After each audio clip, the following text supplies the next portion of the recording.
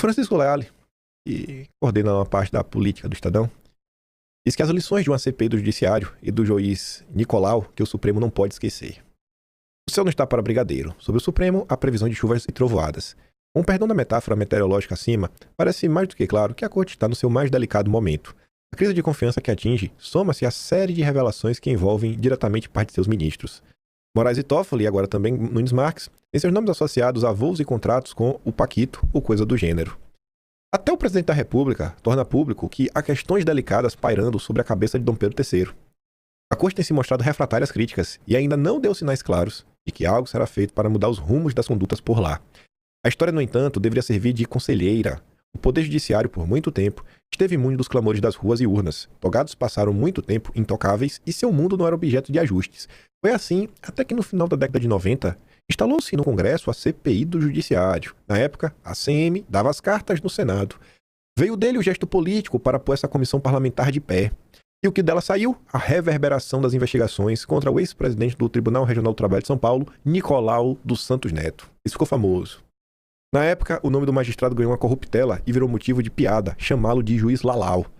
Estava em curso uma investigação por corrupção e desvio na construção da nova sede do TRT de São Paulo. O desembargador acabou preso e um senador da República foi arrastado com ele no mesmo processo. A CPI foi o primeiro prazo. Estávamos em 99. A comissão abriu as portas para dizer que havia algo de errado no judiciário e era preciso até mesmo mudar a Constituição para permitir uma certa faxina. O escândalo Nicolau lançou as bases para uma emenda constitucional aprovada em 2004, criando o CNJ.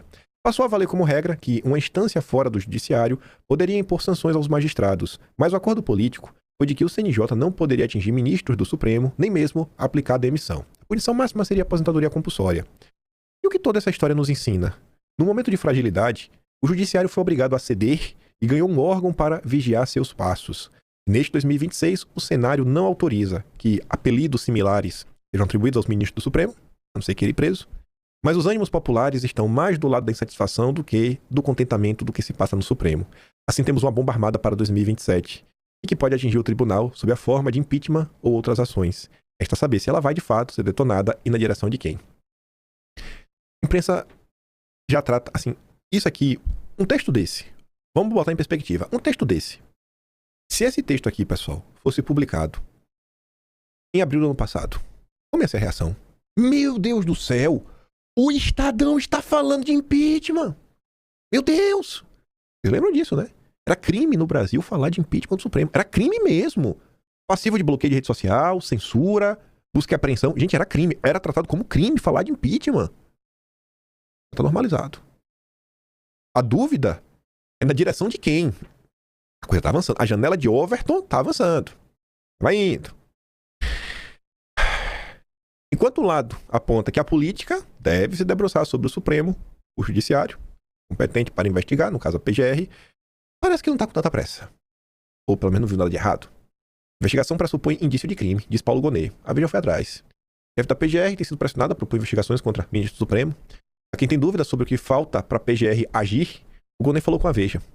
A investigação pressupõe indício de crime. Ou seja, para o Paulo Gonet, né? Nada do que surgiu até agora, nada, justificaria, na visão dele, uma ação direta da PGR. Nada. E agora não tem nenhum indício de nada errado. E eu concordo com o Gonet porque eu sou um democrata.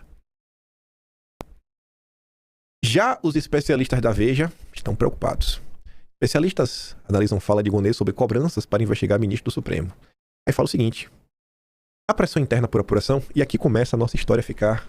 Aqui começa a gente realmente chegar na parte do largar a mão. Como na Veja começa entre si, a gente fala o seguinte: olha, hoje, no Supremo, o ambiente é de divisão. Vocês lembram que semanas atrás, acho que semana atrás, na verdade, semana passada, na verdade, eu falei pra você o seguinte: as coisas vão passando e a gente não tem, às vezes, uma visão de longo prazo e a gente não coloca as coisas em perspectiva e pequenas melhorias, né, pequenos avanços, muitas vezes não são notados. Saímos de uma época que o Brasil vivia o 6-5. Tudo era 6-5. Todas as decisões importantes que iam pro Supremo terminavam em 6-5. Era tipo piada. Assim como é nas eleições para presidente, que é sempre 51-49, quando chegam os votos do Nordeste, né? Eu sou nordestino e posso falar, então ninguém vai reclamar. A gente saiu dessa fase do 6-5, no início do governo Bolsonaro, pro 11-0, ou 10-1, com voto de divergência do Marco Aurélio Mello. Era sempre assim: 11-0, 10-1, 11-0, 10-1, 11-0, 10-1. A corte se uniu. Estamos de volta na nova era. A nova era agora é o passado. Estamos voltando para o 6-5. A imprensa hoje, inclusive, já arrisca falar que as alas já estão empatadas e surge um novo ministro neutro. E o ministro neutro não é o Cássio. Você fica, mas como assim? Ah, parece aí que houve uma traição na ala do Gilmar e do Dom Pedro III. Mas ele começa, né? Hoje o ambiente é de divisão. Os bastidores do Supremo, segundo a apuração apresentada a ministros, que consideram existirem condições para abertura de investigação, é a ala do Fachin. Ainda assim, o clima interno, marcado por tensões e disputas, tem levado a uma postura de cautela. Ninguém quer comprar essa briga agora. Não se sabe depois da delação, não se sabe no futuro. Agora não, mas o clima já mudou. O que pode mudar esse cenário? Uma eventual delação. A expectativa recai sobre os desdobramentos, depoimentos e provas que ainda podem vir à tona, especialmente no âmbito de investigações em curso. Caso novos elementos sejam apresentados, o posicionamento da PGR pode ser reavaliado. Olha isso aqui. Não é só a manchete, não é só o fato consumado, não é só a atitude do Fachin, é a união de tudo isso, somada aonde essa nota saiu, na mão de qual jornalista saiu. Tem quantas semanas que eu tô falando pra vocês que finalmente a ala do Fachin acordou pra vida e entendeu que se eles querem fazer frente à ala política, eles também tinham que agir politicamente e também obter a sua força na imprensa. Quanto tempo falando, olha, você quer saber o que está acontecendo hoje dentro do Supremo, fora da bolha do Gilmar Mendes, do Alexandre de Moraes, do Flávio Dino, do Zanin, você tem que ler a CNN. Eu sempre falo, Caio Junqueira, Matheus Teixeira e Theo Cury, esses três. Quem é que traz a informação do que se passa na cabeça do Fachin? Caio Junqueira. Fachin diz não ter previsão de pautar ação que restringe delações premiadas. E aí? Chandex se moveu? Vou botar em pauta a ação do PT. Bote aí na pauta, Fachin. Vou ver. Vou ver. Vou ver. Calma. Sem pressa. A agenda agora de abril e maio já estão fechadas. Depois a gente conversa, Chandex. Relaxa aí, irmão. Relaxa aí. Fique de boa. Fique de boa. Finalização forte. E vocês vão lembrar, no final do mês de março, quando eu tava terminando de arrumar o ato, eu falei, gente, eu não estava botando fé no Fachin. Até que eu comecei a ler notícias em perspectiva. Ou foi no final de maio, ou foi no final de fevereiro, tô na dúvida agora. E eu comecei a falar, o Fachin que não dava nada. Ex-advogado do MST, petistão, é o cara que inclusive inicia o processo pra soltar o Lula. Eu falei, mas nossa, velho. Eu não tô botando fé no Fachin. O Fachin disse interlocutores não tem previsão ainda de levar ao plenário a ação do PT, que pode restringir delação. A avaliação inicial é que, como as pautas de abril e maio já foram publicadas pelo tribunal, a ação do PT, ao menos nesse período, não deve ser pautada. E a informação crucial está naquelas duas linhas. No final da matéria do Caio Junqueira, Fachin integra o grupo na corte que defende o avanço das investigações do caso Master, independentemente dela atingir ministros do Supremo. E a nota é publicada por um aliado do Fachin, na imprensa, o Caio Junqueira. Finais, né? Isso aqui é ou não é um contra-ataque? A investida de Moraes? Só que não para aí. Quem é outro porta-voz? Eu tenho pra mim que essa galera do consórcio... Eu sei que alguns realmente me assistem. Mas eu tenho pra mim que a porta-voz do Supremo começou a me assistir. Porque não é normal na Folha de São Paulo os jornalistas colocarem esse subtítulo. Não aparece. Não aparece. Ela assumiu o título. Ela assumiu. A nossa querida porta-voz do Supremo, Luísa Martins, assumiu o título que a gente tem pra ela. Ó. Jornalista especializada na cobertura do Supremo. Pronto. Deu a mão, deu o braço a torcer. Estão nos assistindo. Você tá vendo? Falando, ó, porta-voz, porta-voz, porta-voz. Aí pra dizer que não é porta-voz, jornalista especializado na cobertura do Supremo. Valeu, tia. Gostei, viu? Gostei. Ela, que é porta-voz da ala do Gilmar Mendes, não veio pra defender o Dom Pedro III. Veio pra bater. Eu falei, mas como assim? A porta-voz do Gilmar Mendes na Fúria tá batendo no Dom Pedro III. Aí as coisas começaram a ficar engraçado, né? Você vê, ó, o Lula tá batendo. A militância do Lula batendo. Os petistas políticos nos bastidores estão batendo. O consórcio batendo. O Fachin batendo.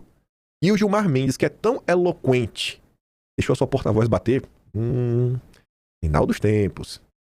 O espelho incômodo de Moraes.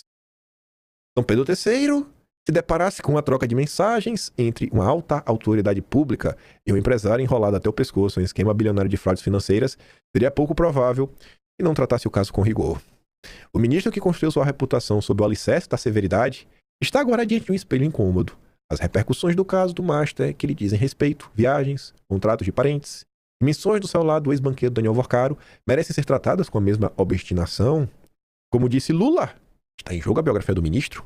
Diferentemente de quando estava no auge do seu capital político, conduzindo os casos da trama golpista com a devida intransigência, Moraes já não dispõe mais da redoma que o protegia. Assinado, porta-voz extraoficial da imprensa do Gilmar Mendes. Mesmo quem costumava exaltá-lo pelo papel em prol da democracia passou a indicar um certo distanciamento. Lula não é o único.